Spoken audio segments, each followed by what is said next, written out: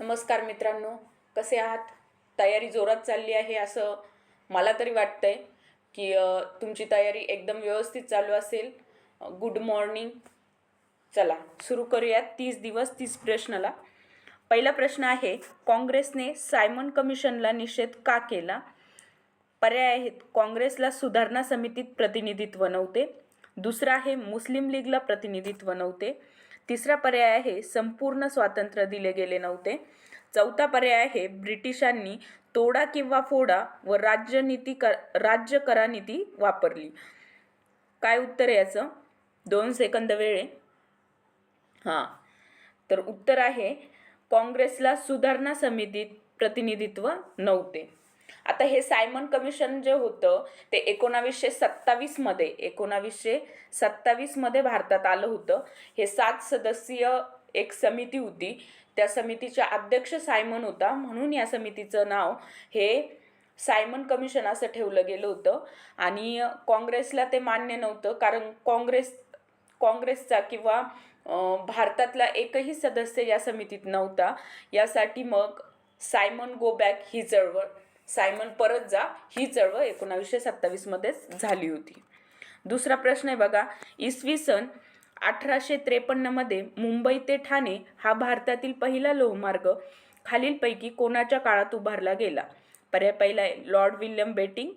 दुसरा, Lord Dalhousie. तिसरा, Lord Wellesley. चौथा, लॉर्ड रिपन. काय उत्तर आहे याचं? बरोबर, लॉर्ड डलहौसी. लॉर्ड डलहौसी हा जो होता ना, तो 1846 ते 1856 मध्ये भारताचा गव्हर्नर जनरल होता.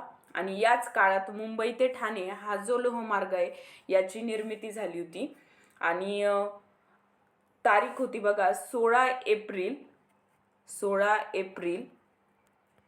1853. या दिवशी बोरीबंदर ते ठाणे या मार्गावर देशातील पहिले रेल्वे सुरू झाली होती. किती? 18 एप्रिल 1853 मध्ये पहिली रेल्वे ही सुरू झाली होती. त्याच्यानंतर पुढचा प्रश्न बघा, सतीबंदी कायदा 1829 ला कोणत्या गव्हर्नर जनरलने संमत केला? सतीबंदी कायदा 1829 ला कोणत्या गव्हर्नर जनरलने संमत केला? ऑप्शन 1 आहे विल्यम बेटिंग. 2 Robert Clive.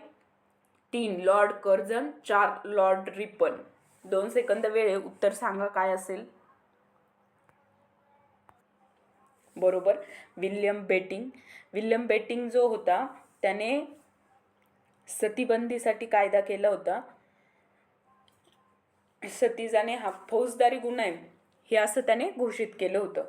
त्याच्यानंतरचा त्याच्या आधी आणखी एक बघूयात की भारतात आता सध्याला जो सतीबंदीचा अधिनियम चालू आहे तो कोणता आहे बघा. 1987 हा सध्या सतीबंदीचा कायदा सुरू आहे, म्हणजे अधिनियम आहे. त्या अधिनियमचं नाव काय? The commission of Sati prevention act. आणि सतीची प्रथा बंद व्हावी म्हणून भारतातले जे कार्यकर्ते आहेत त्यातलं 2 महत्त्वाचे नावं लक्षात ठेवा. राजाराम मोहन रॉय आणि नाना शंकर शेठ. या दोघांनी सती प्रथा बंद व्हावी यासाठी प्रयत्न केले होते. प्रश्न चौथा आहे बघा, भारताचा पहिला व्हाईसराय कोण होता? भारताचा पहिला व्हाईसराय कोण होता? तर ऑप्शन पहिला आहे वॉरन हेस्टिंग. 2 बेटिंग. 3 कर्झन. 4 यापैकी नाही. काय उत्तर आहे याचं?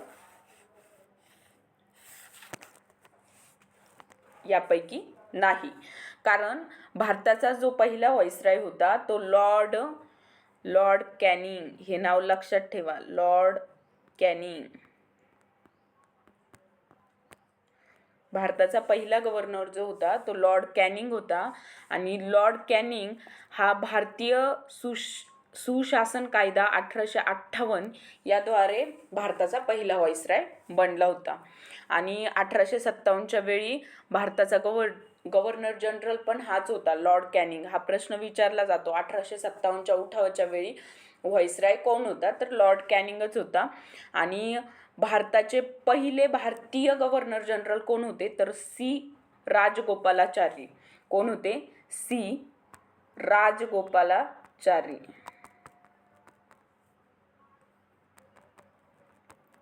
भारताचे पहिले गव्हर्नर जनरल होते. त्याच्यानंतरचा प्रश्न बघा, भारतामध्ये इंग्रजी शिक्षणाचा पाया कोणी घातला?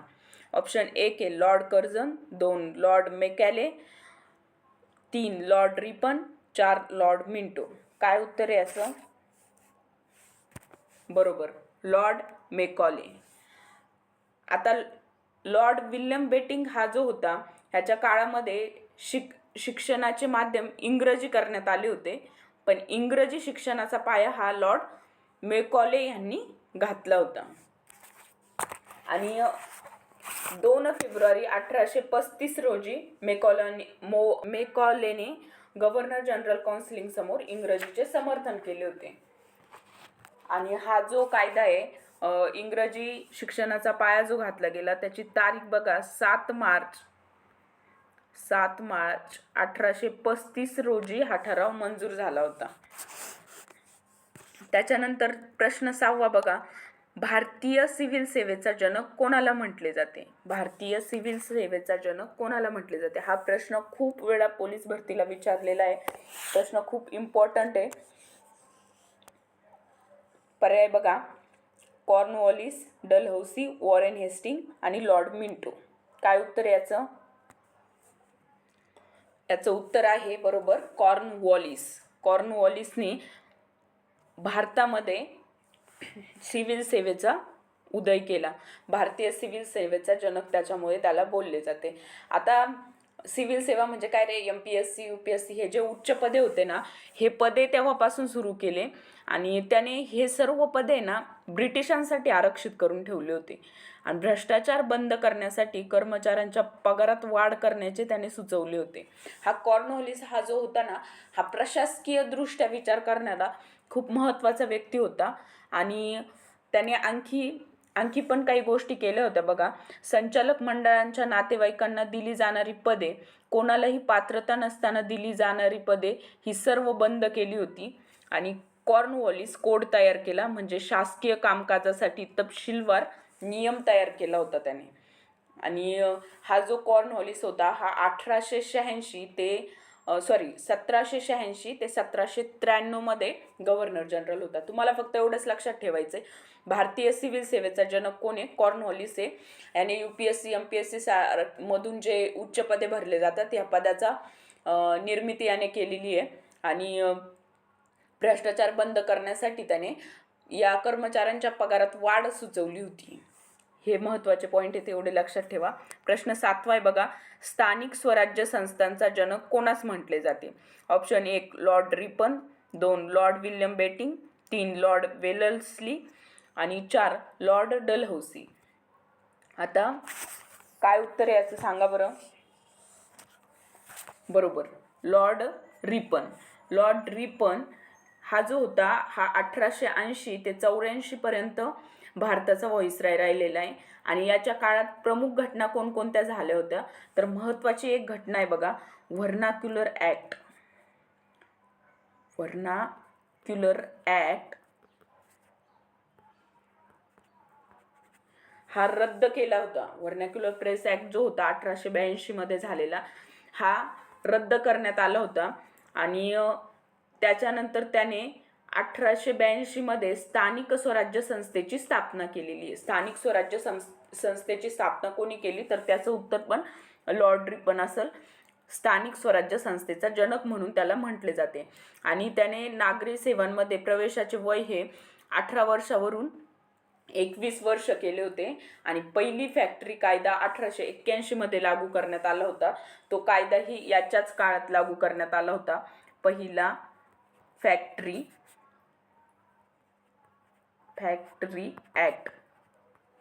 हे लिहायला ना उद्या थोडं व्यवस्थित होऊन जाईल, आज थोडा प्रॉब्लेम येतोय. प्रश्न 8वा बघा, तैनाती फौजेची पद्धत कोणी सुरू केली? Option 1 Lord Hastings, 2 Lord Curzon, 3 Lord Wellesley, 4 Lord Dalhousie. काय उत्तर याचं? तैनाती फौजेची पद्धत कोणी सुरू केली? Lord Wellesley. बरोबर, तैनाती फौजेची पद्धत याने लॉर्ड वेलस्लीने सुरू केली होती. आणि ह्याच्यानुसार राजे स्वतःचे सैन्य ठेवणार नाहीत आणि खर्च संस्थानांनी द्यावा व परराष्ट्राशी संबंध इंग्रजांच्या मदतीने ठेवावेत असं ठरलं गेलं होतं. आणि 1798 साली सर्वप्रथम निजामाने तैनाती फौज स्वीकारली होती. पहिली जी फौज होती ती निजामाने स्वीकारली होती पहिल्यांदीच. आणि तैनाती फौज स्वीकारल्याने भारतीय संस्थाने त्याने खालसा केले होते. आता तैनाती फौजेची पद्धत कोणी सुरू केली? Lord Wellesley. जालियनवाला बाग अमृतसर येथे निरपराध लोकांवर अमानुष गोळीबार करणाऱ्या अधिकाऱ्याचे नाव काय होते? तर याचं उत्तरच मी सांगायला लागले होते, सॉरी. प्रश्न पहिला, आपलं ऑप्शन पहिला जनरल डायर, 2 ले गव्हर्नर ओडवायर, 3 कमिशनर रँड, 4 ले गव्हर्नर फुल्लर. याचं उत्तर आहे जनरल डायर. आता हे जे ही यांना थोडी घटना सांगते म्हणजे तुमच्या लक्षात राहील हा प्रश्न. जालियनवाला बाग इथे ना एक आंदोलन भरलेलं होतं. तिथं खूप सारे लोक होते आणि त्या अमृतसर इथे भरलेलं होतं.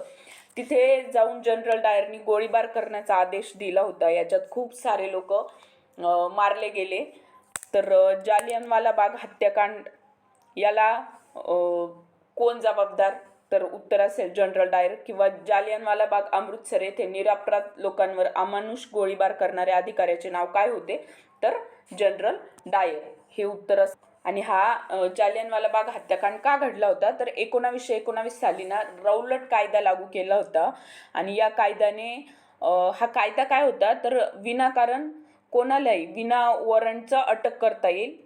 विनाकारण नाही तर विना वॉरंट कोणालाही अटक करता येईल असा हा रौलट कायदा होता 1919चा. याच्या निषेधार्थ लोकांनी एक आंदोलन किंवा एक मीटिंग भरवली होती जी होती जालियनवाला बाग अमृतसर येथे. आणि मग ही मीटिंग बैसाखी या सणाच्या दिवशी अमृतसरमध्ये झाली होती त्याचा निषेध करण्यासाठी. आणि ह्या गोळीबारमध्ये 400 लोक मृत्युमुखी आणि 2000 लोक जखमी झाले होते. तर त्याच्यानंतर बघा सरदार उधम सिंग जे होते यांनी 20 वर्षांनी मायकल ओडवायरचा खून केला.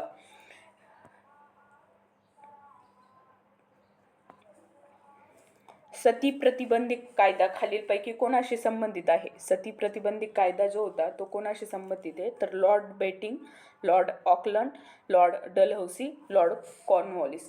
हा प्रश्न पहिला झालाय का? सती सती सती सती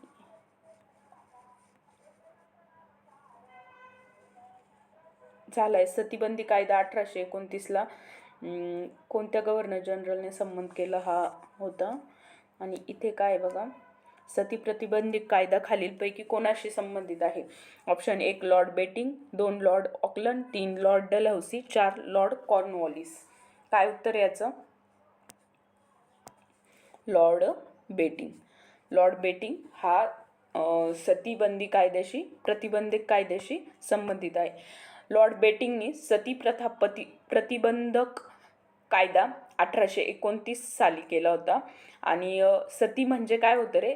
पतीच्या निधनानंतर त्या पत्नीला स्वतःला चितेवर जाळून घेणं हा म्हणजे सती कायदा होता.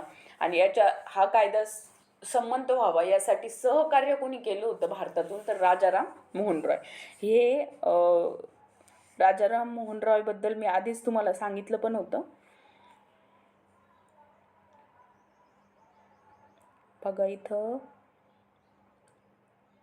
सतीबंदी कायदा.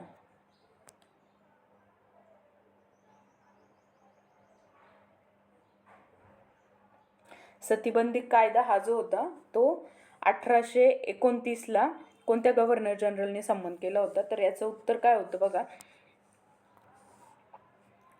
William betting. आणि तोच प्रश्न पुन्हा माझ्याकडनं रिपीट झालाय. माझ्याकडनं नाही, हा प्रश्न खूप वेळा विचारला जातो म्हणून हा रिपीट झालाय पुन्हा.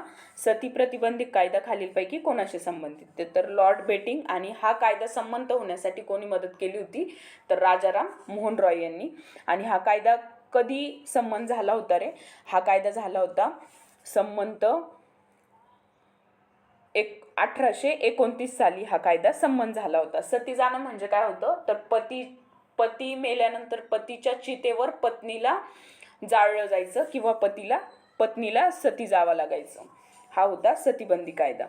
आता प्रश्न 11वा प्रश्न बघा. कोणत्या व्हॉइसरॉयच्या कारकिर्दीत भारताची राजधानी कोलकात्याहून दिल्ली येथे नेण्यात आली? कोणत्या व्हॉइसरॉयच्या कारकिर्दीत भारताची राजधानी कोलकात्याहून दिल्ली येथे नेण्यात आली? तर प्रश्न उत्तर बघा. पहिला ऑप्शन आहे Lord Hardinge, Lord Dufferin, Lord Curzon, Lord Dalhousie. उत्तर काय रे याचं? याचं उत्तर आहे लॉर्ड हार्डिंग. लॉर्ड हार्डिंग हा जो होता ना, याच्या कारकिर्दीत भारताची राजधानी ही कोलकात्यावरून दिल्लीला नेण्यात आली आणि याची घोषणा जी केली होती किंवा या म्हणजे कोलकात्यावरून दिल्लीला राजधानी हलवण्याची घोषणा जी केली होती ती सम्राट जॉर्ज पंचम यांनी केली होती. सम्राट जॉर्ज पंचम यांनी ही घोषणा केली होती. आणि कधी केली होती तर 12 डिसेंबर 1911 रोजी 1911ला झाली होती ही घोषणा. आणि केली कोणी होती? सम्राट जॉर्ज पंचम यांनी. आणि कोणाच्या कारकिर्दीत तर लॉर्ड हार्डिंग यांच्या कारकिर्दीत ही घोषणा केली होती. नंतरचा प्रश्न बघा. ब्रिटिश हिंदुस्थानचे पहिले गव्हर्नर जनरल कोण होते? ब्रिटिश हिंदुस्थानचे पहिले गव्हर्नर जनरल कोण होते? ऑप्शन 1 आहे Lord Canning, 2 Lord Mountbatten, 3 Warren Hastings, 4 General Dyer. काय उत्तर आहे याचं? ब्रिटिश हिंदुस्थानचे पहिले गव्हर्नर जनरल कोण होते? तर उत्तर आहे वॉरेन हेस्टिंग. वॉरेन हेस्टिंग हा ब्रिटिश हिंदुस्थानचा पहिला गव्हर्नर जनरल होता. आणि हा 1773च्या रेग्युलेटिंग ॲक्टनुसार बंगालचा गव्हर्नर जनरल बनला होता आणि तोच बंगालचा शेवटचा गव्हर्नर देखील होता. बंगालचा शेवटचा गव्हर्नर कोण होता? तर वॉरेन हेस्टिंगच उत्तर येईल. आणि ब्रिटिश हिंदुस्थानचा पहिला गव्हर्नर जनरल कोण होता? तर वॉरेन हेस्टिंग हे उत्तर येईल. त्याच्यानंतरचा प्रश्न बघा. इसवी सन 1848 ते 1856 या काळात अनेक संस्थांनी कोणी खालसा केली?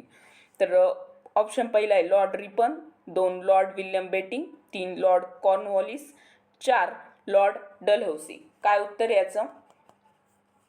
Tick tick tick tick tick tick. काय उत्तर याचं? तर लॉर्ड डलहौसी. याचं उत्तर आहे लॉर्ड डलहौसी. लॉर्ड डलहौसीबद्दल आपण आधीच बघितलंय. आता तरी पण मी आणखी सांगते. रेल्वे, पोस्ट आणि तारयंत्राची सुरुवात याच्या काळात झालेली. लॉर्ड डलहौसीच्या काळात रेल्वे, पोस्ट आणि याच्याबद्दल तर आपण बघितलंच आहे पहिले. तारायंत्र, रेल्वेबद्दल पहिले बघितलंच होतं. तारायंत्र ह्या सर्वांची सुरुवात ह्याच्याच काळात झाली डलहौसीच्या. त्याच्यानंतर विधवा पुनर्विवाहाचा जो कायदा होता तो याच्याच काळात झालेला आहे. 1856 विधवा पुनर्विवाहाचा कायदा झाला. त्याच्यानंतर पहिली मुंबई ते ठाणे रेल्वे सुरू झाली, ते पण पाहिलंय आपण. आणि 1857च्या काळात त्याच्याच काळात असंतोष पसरल्याने 1857चा उठाव हा झाला होता. त्याच्या काळात असंतोष पसरला पण 1857चा उठाव नंतर झाला होता. तो नव्हता तेव्हा. 1857चा गव्हर्नर जनरल कोण होता? तर लॉर्ड कॅनिंग होता. ते आपण बघितले आधीच. त्याच्यानंतरचा प्रश्न बघा. बंगालची फाळणी कोणी केली? हा प्रश्न पण खूप वेळा विचारलेला आहे. हे जे प्रश्न आहे ना मी जे घेते ते कमीत कमी 15 ते 20 वेळा प्रत्येक पोलीस भरतीच्या पेपरला तुम्हाला विचारून गेलेले आहेत. असेच प्रश्न मी निवडलेले आहे. बंगालची फाळणी कोणी केली? Option 1 Lord Curzon, 2 Lord Ripon, 3 Lord Dalhousie, 4 Lord Lytton. काय उत्तर याचं? Tick tick tick tick tick tick. काय उत्तर याचं? बंगालची फाळणी कोणी केली? Lord Curzon. बरोबर, लॉर्ड कर्झन याने बंगालची फाळणी केली होती. साल काय होतं रे? 1905. 1905 मध्ये बंगालची फाळणी केली. लॉर्ड कर्झन हा तेव्हा लॉर्ड होता. आणि हिंदू मुस्लिम प्रदेशाचे विभाजन करायचं हा त्याचा उद्देश होता. आणि म्हणूनच 16 ऑक्टोबर 1905ला ही जी फाळणी होती, बंगालची फाळणी ती झाली होती. म्हणून आपण 16 ऑक्टोबर हा दुखवटा दिन म्हणून पण साजरा करतो. आणि ह्याची सुरुवात काँग्रेसने केली होती दुखवटा दिन साजरे करण्याचा. त्याच्यानंतर हा जो होती ना ही बंगालची फाळणी ही 1911 रद्द झाली होती बरं का. तर ही रद्द कोणाच्या काळात झाली होती, तर लॉर्ड हार्डिंगच्या काळात ही फाळणी रद्द झाली होती. आणि पुन्हा 1947 भारताची फाळणी झाली आणि माउंट बॅटन योजनेनुसार ही फाळणी झाली होती. 1947 जी फाळणी झाली, तर ही फाळणी माउंट बॅटन या योजनेनुसार झाली होती. भारतीय राष्ट्रीय काँग्रेसची स्थापना कोणाच्या पुढाकाराने झाली? पहिला ऑप्शन आहे Allan Hume, 2 Lord Curzon, 3 Robert Clive, 4 यापैकी नाही. तर याचं उत्तर आहे ॲलन ह्यूम. ॲलन ह्यूम याच्या पुढाकाराने भारतीय राष्ट्रीय काँग्रेसची स्थापना झाली होती. भारतीय राष्ट्रीय काँग्रेसची स्थापनाचा दिवस बघा काय, 28 डिसेंबर 1885. अक्षर खूप छोटे झालेत का?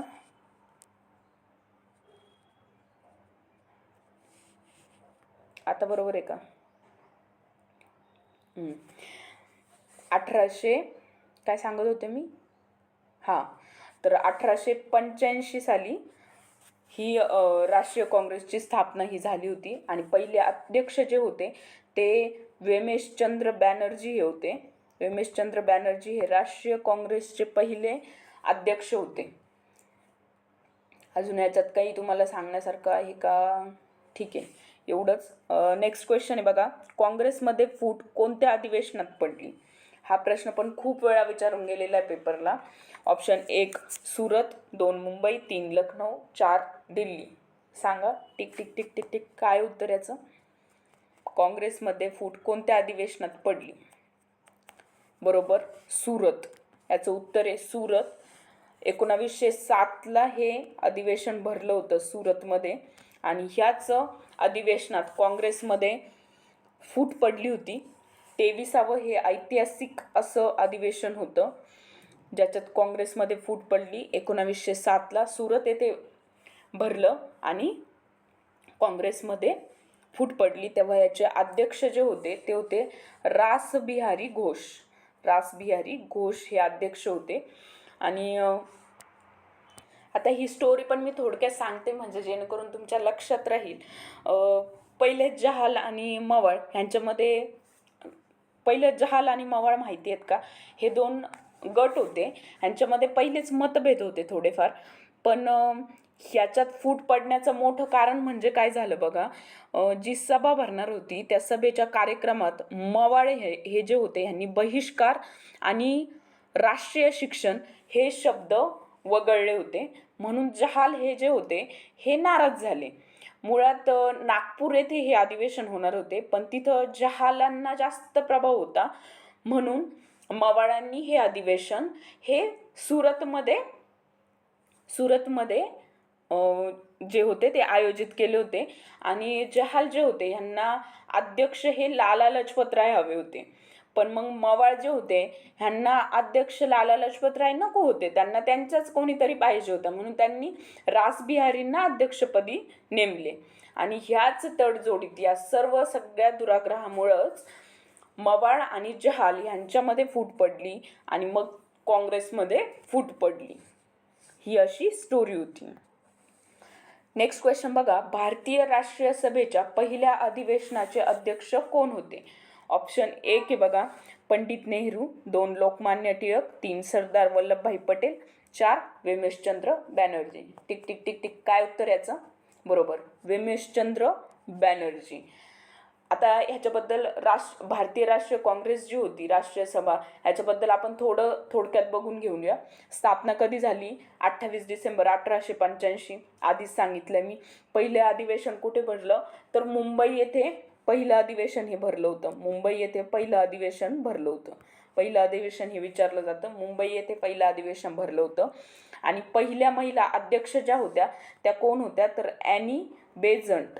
ॲनी बेझंट ह्या पहिल्या महिला अध्यक्ष होत्या. त्याच्यानंतर बघा काँग्रेसमध्ये पहिली फूट 1907 सुरतला पडली, आधीच पाहिले आत्ता आपण. आणि याचे संस्थापक जे होते ते ॲलन ह्यूम होते. हा प्रश्न पण आपण आधीच ऑलरेडी घेतलेला आहे.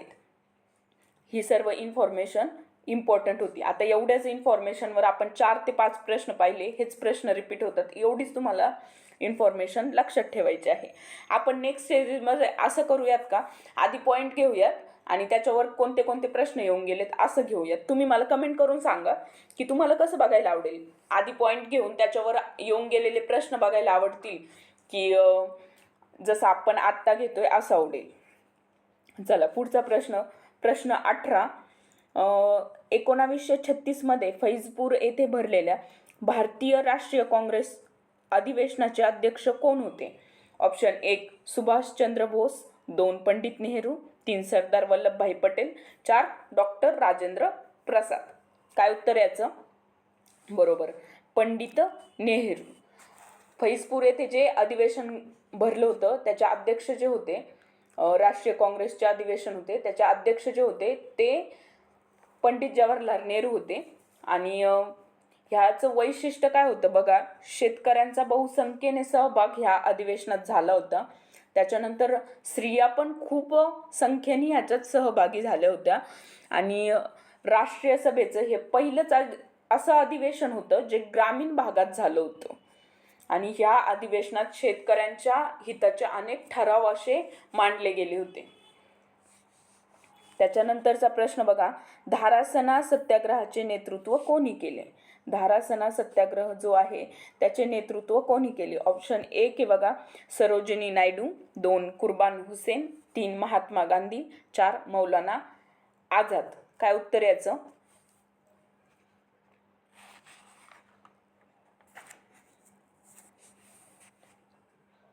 काय उत्तर याचं? याचं उत्तर आहे सरोजिनी नायडू. बरोबर. धारासना इथे जो मिठाचा सत्याग्रह झाला याचं जे नेतृत्व होतं ते सरोजिनी नायडू यांनी केलं होतं. आणि तुम्हाला माहितीच असेल मिठाचा सत्याग्रह म्हणजे काय, कायदेभंग चळवळ गांधीजींनी सुरू केली होती 1930मध्ये. आणि याचाच एक भाग म्हणजे मिठाचा सत्याग्रह असा होता. तर यालाच दांडी यात्रा पण असं म्हटलं जातं, कारण साबरमती ते दांडी अशी पायी यात्रा मिठावरील कर रद्द करण्यासाठी काढली गेली होती. त्यालाच मिठाचा सत्याग्रह किंवा दांडी यात्रा असं पण म्हटलं जातं. आणि आणखी महत्त्वाचं गोष्ट म्हणजे धारासनामध्ये तर समजा सरोजिनी नायडू यांनी नेतृत्व केलं, पण दांडी येथे जे मिठाचा सत्याग्रह होता त्याचं नेतृत्व महात्मा गांधी यांनी स्वतः केलं होतं. आणि ठाणे इथे मिठाचाच सत्याग्रह होता ज्याचं नेतृत्व नानासाहेब देवधेकर यांनी केलं होतं. ठाणेमध्ये जी कायदेभंग चळवळीचा एक भाग होता मिठाचा सत्याग्रह, त्याचे नेतृत्व नानासाहेब देवधेकर यांनी केलं होतं. आणि वायव्य सरहद्द प्रांत इकडे कायदेभंगचे जे सत्याग्रह, कायदेभंग ही जी चळवळ सुरू झाली होती त्याचं नेतृत्व खान अब्दुल गफार खान यांनी केलं होतं. त्याच्यानंतरचा प्रश्न बघा, फ्रंटियर गांधी म्हणून कोणाला ओळखले जाते? फ्रंटियर गांधी म्हणून कोणाला ओळखले जाते? ऑप्शन 1 आहे खान अब्दुल गफार खान, 2 लाला लजपत राय, 3 सरोजिनी नायडू, 4 सर सय्यद अहमद. काय उत्तर याचं? फ्रंटियर गांधी म्हणून कोणाला ओळखलं जातं? तर खान अब्दुल गफार खान. खान अब्दुल गफार खान. खान अब्दुल गफार खान जे होते आत्ताच मी तुम्हाला सांगितलं वायव्य सरहद्द प्रांतचे नेते होते हे. आणि त्यांचे जे विचार होते हे गांधीवादी होते म्हणून त्यांना फ्रंटियर गांधी असं म्हटलं जातं. त्यांचे जे अनुयायी होते, आता हे जे खान अब्दुल गफार खान होते यांचे काही अनुयायी होते ते लाल रंगाचे कपडे घालायचे म्हणून यांना लाल डगलेवाले असेही म्हटलं जायचं. आणि सध्या जो वायव्य सरहद्द प्रांत आहे हा सध्या कुठे आहे तर पाकिस्तानचा भाग आहे सध्या. आणि ह्याच खान अब्दुल गफार खान यांनीच भारताच्या फाळणीला आणि मुस्लिम लीगला विरोध केला होता. त्यांना भारतरत्न हा पुरस्कार पण प्राप्त झालेला आहे. माहिती खूप होत असेल तर मला कमेंट करा की मॅडम थोडं शॉर्टमध्ये घ्या असं. क्वेश्चन 21, बारडोली सत्याग्रहाचा नेता कोण होता? ऑप्शन 1 सरदार वल्लभभाई पटेल, 2 आचार्य JB कृपलानी, 3 पंडित जवाहरलाल नेहरू, 4 डॉक्टर राजेंद्र प्रसाद. काय उत्तर याचं? बरोबर, सरदार वल्लभभाई पटेल. सरदार वल्लभभाई पटेल हे जे होते तर हे बारडोली सत्याग्रह चे नेते होते. आता याच्याबद्दल थोडं आपण शॉर्टमध्ये बघूयात. बारडोली सत्याग्रह हे स्थळ, बारडोली हे जे आहे हे गुजरातमध्ये आणि याची सुरुवात 1928मध्ये झाली होती. बारडोली सत्याग्रहाची सुरुवात 1928मध्ये झाली होती. याचं कारण काय होतं तर शेतसारा वाढवला होता, ब्रिटिशांनी शेतसारा वाढवला होता म्हणून बारडोली सत्याग्रह केला गेला. याचे नेते जे होते ते सरदार वल्लभभाई पटेल होते. आणि परिणाम काय झाला याचा तर जमिनी परत मिळाल्या, कर कमी केला गेला आणि म्हणूनच शेतकऱ्यांनी त्यांना सरदार ही पदवी दिली होती. त्याच्यानंतरचा प्रश्न बघू आपण. मुळशी सत्याग्रहाचे नेतृत्व कोणी केले? ऑप्शन 1 महात्मा फुले, 2 लोकमान्य टिळक, 3 सेनापती बापट, 4 साने गुरुजी. मुळशी सत्याग्रहाचे नेतृत्व कोणी केले होते? तर उत्तर काय? सेनापती बापट बरोबर उत्तर आहे. सेनापती बापट हे जे होते ह्यांनी मुळशी सत्याग्रहाचे नेतृत्व केले होते. आणि हा मुळशी सत्याग्रह का घडला होता तर जे धरणग्रस्त शेतकरी होते त्यांच्यासाठी, शेतकऱ्यांसाठी हा लढा होता मुळशी सत्याग्रह. आणि या आंदोलनामुळे त्यांना 3 वेळा सक्त मजुरीची सजाही झाली होती. सेनापती बापट 1921 ते 1924 या काळात 1921 ते 1924 या काळात हा सत्याग्रह झाला होता. नंतरचा प्रश्न बघा. वैयक्तिक सत्याग्रहाचे पहिले सत्याग्रही कोण होते? वैयक्तिक सत्याग्रहाचे पहिले सत्याग्रही कोण होते? ऑप्शन 1 गोपाळकृष्ण गोखले, 2 लोकमान्य टिळक, 3 आचार्य विनोबा भावे, 4 विदा सावरकर. काय उत्तर याचं?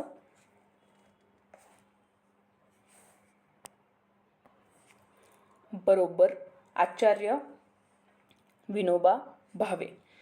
आचार्य विनोबा भावे हे जे होते त्यांनी वैयक्तिक सत्याग्रहाचे पहिले सत्याग्रही म्हणून आचार्य विनोबा भावे यांना ओळखलं जातं.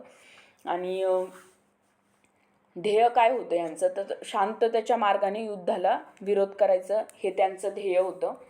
आता पहिले जे वैयक्तिक सत्याग्रही होते हे विनोबा भावे होते, दुसरे हे पंडित नेहरू होते,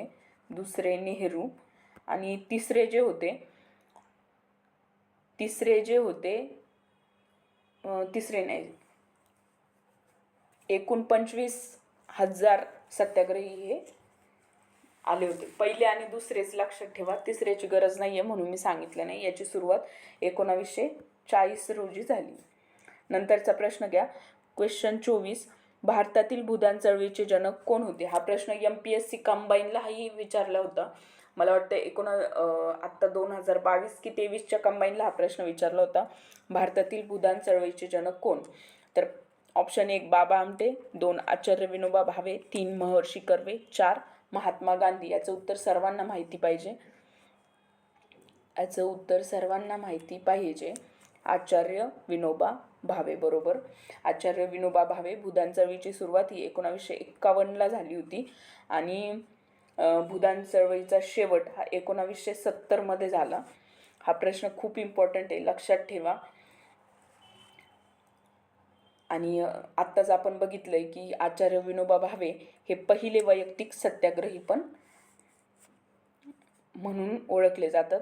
ह्यांचं एक मासिक होतं महाराष्ट्र धर्म हे मासिक विनोबा भावे यांचं होतं.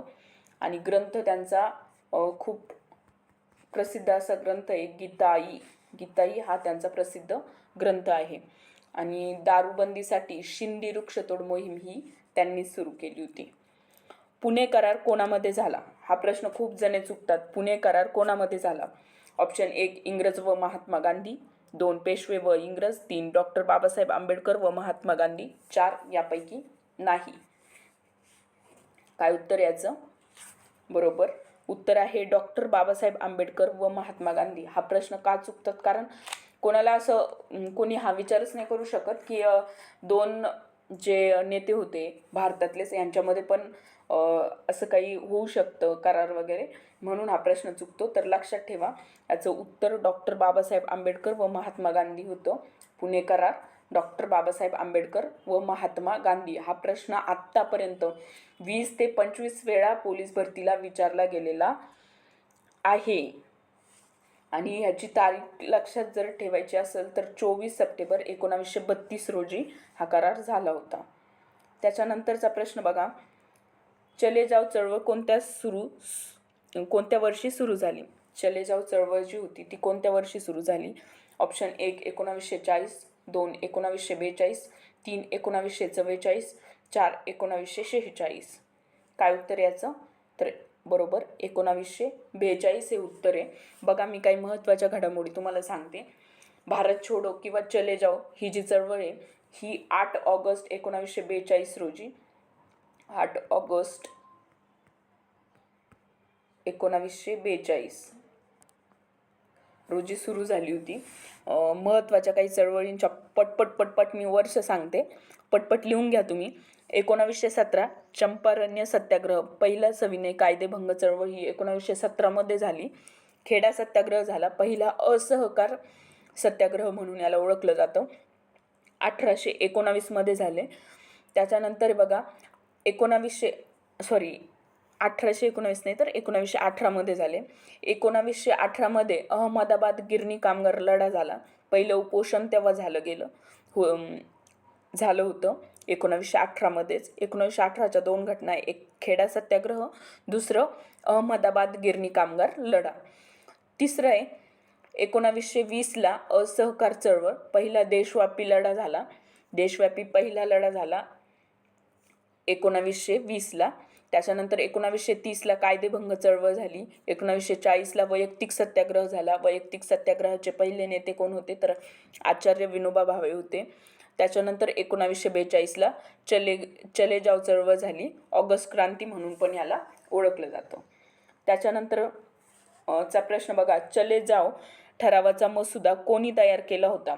Option 1 doctor Babasaheb Ambedkar, 2 Jawaharlal Nehru, 3 Lal Bahadur Shastri, 4 Mahatma Gandhi. काय उत्तर याचं?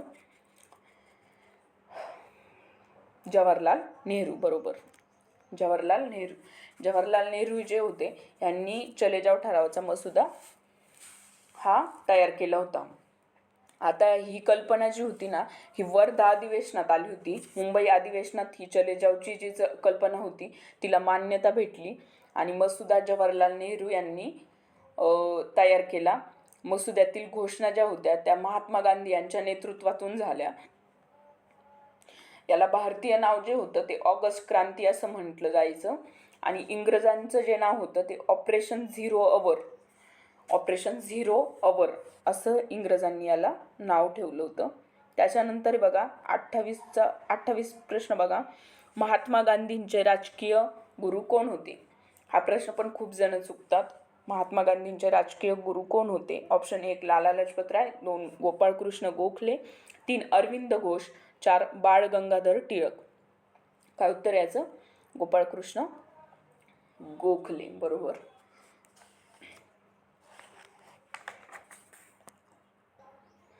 आता गांधीजींचे शिष्य कोण होते? तर पंडित नेहरू आणि विनोबा भावे हे गांधीजींचे शिष्य होते. पण गांधीजींचे गुरु कोण होते? तर गोपाळकृष्ण गोखले हे होते. आणि गांधीजींवर आहे ना एक पुस्तक होतं, अनटू धिस लास्ट, या पुस्तकाचा त्यांच्यावर प्रभाव होता. याचे लेखक जॉन रस्किन हे होते. एवढं लक्षात ठेवायची गरज नाही, मला माहिती आहे म्हणून मी सांगत चालली आहे. क्वेश्चन 29 आहे, महात्मा गांधींनी केलेल्या सत्याग्रहाचा पहिला प्रयोग कोणता? 1 चंपारण्य, 2 मुळशी, 3 खेडा आणि 4 बारडोली. याचं उत्तर आपण याच्या आधी असे प्रश्न बघितलेत याच्याशी संबंधित, त्याच्यामुळे याचं उत्तर तुम्हाला यायलाच हवं. बरोबर, पहिलं चंपारण जो लढा होता तो 1917 मध्ये झाला होता. मी मगाशीच तुम्हाला याची सगळी माहिती दिलेली आहे, पुन्हा मी सांगणार नाहीये. त्याच्यानंतरचा लास्टचा प्रश्न आहे आपला क्वेश्चन 30.